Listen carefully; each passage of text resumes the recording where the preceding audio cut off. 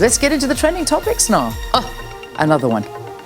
Another bogus doctor. Another bogus doctor, and this is beginning to really worry me now. So this is another fake doctor. They're saying that this is according to, it's just a tweet that I'm reading with regard to a DA ward councillor, Abdul Qadir Ellis, allegedly lied about possessing a medical degree and an actuarial science degree from the University of Cape Town. UCT has denied this, and the HPCSA says he's not registered as a medical professional.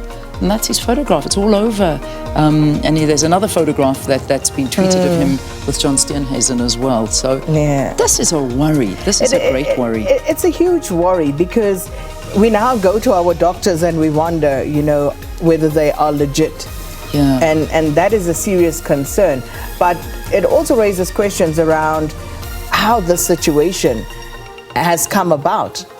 Again, it speaks to lax controls and just, our inability to really police the things that matter. Yeah. I mean, this is, a very, very worrisome story. And I mean, when we talk about, this is your health, these are doctors, they should be vetted so much, and not being able to be practicing and doing things like this when you're not qualified. It's a great worry. And I mean, it seems like every week we've got a new one that we're talking about. So how many others are there? Yeah, indeed. Masquerading as medical practitioners. So that's the latest. And I did see actually an article which is quite scary, and I want to touch on it, where it says SA doctors collude with real medics. HPCSA says some doctors in Sowetan. Yeah, some doctors in South Africa have been found to be colluding with unregistered forces to run their medical practices. So it just be very worrying situation. Be aware as a consumer. And of course, still on that one, Dr. Matthew Lani yesterday had his charges dropped. I saw that. Remember the previous day in the trends we spoke about him being arrested? Yeah. Well, the charges were dropped, and apparently it is the HPCSA who need to actually go and lay charges against him. Because they say so, but it's in the newspapers, so we'll get into that, but they were saying something like he can't be charged for impersonating himself. Yeah, so it's complicated, but we'll tell you more about that. So your next trending topic, what have we got for you here? Niger. Public protector. Oh, I'm sorry, I'm jumping straight past. Public protector, apologies. The public protector. And this, of course, stems from the fact that the EFF, they have now put forward one of their newest members, Advocate Busisiwe Mkhwebane. They've chosen her to basically serve on the Justice and Correctional Services Portfolio Committee. So that is essentially what set the cat amongst the pigeons, so to speak. I like that analogy. Yes. Okay, the cat amongst the pigeons, indeed. All right, so that's the public protector trend.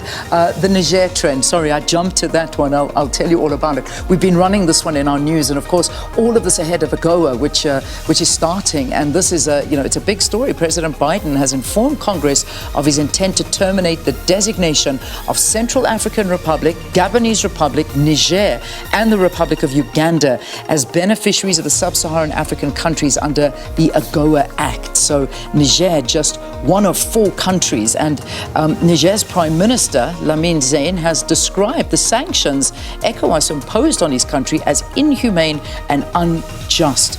The regional group has blocked electricity, medicines and food following a military coup in July. So that's just a glimpse into what's happening in Niger. And, looking at those countries apart from Uganda, all been plagued by coups as well. So it's going to be interesting to see how all of this ultimately plays out further down the road. But that's why Niger is trending. And then the final one is #Balula.